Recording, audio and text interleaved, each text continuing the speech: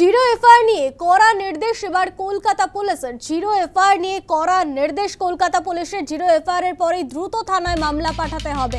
একাধিক নতুন নির্দেশিকা জারি করা হয়েছে। বিস্তারিত জানবো, ফোনে রয়েছে প্রতিনিধি মৌমিতা মিত্র। মৌমিতা,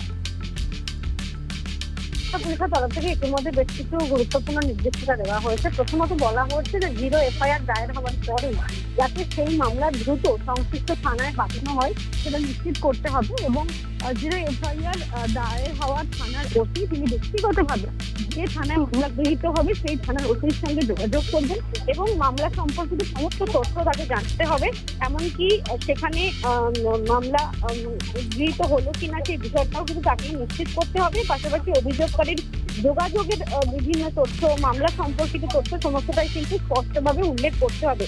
পাশাপাশি যিনি এই অভিযোগ করছেন সেই অভিযোগকারীকেও স্পষ্ট জানাতে হবে যে পুলিশ তার অভিযোগের ভিত্তিতে কি কি পদক্ষেপ নিয়েছে। এবং নতুন নির্দেশিকা এটাও বলা হচ্ছে যে এই মামলা দায়ের হতে কোনো রকম দেরি হলে ঊর্ধ্বতন কর্তৃপক্ষের কাছে কিন্তু জবাবদিহি করতে হতে পারে সংশ্লিষ্ট থানার আধিকারিকদের। অনেক ক্ষেত্রে জিরো এফআইআর নিয়ে হয়রানির শিকার হতে হয় অভিযোগকারীদের। সেই হয়রানি এড়াতেই মূলত লালবাজারের তরফ থেকে বা কলকাতার পুলিশ কমিশনের তরফ থেকে এই নতুন নির্দেশিকা দেওয়া হয়েছে। বেশ, ধন্যবাদ মৌমিতা।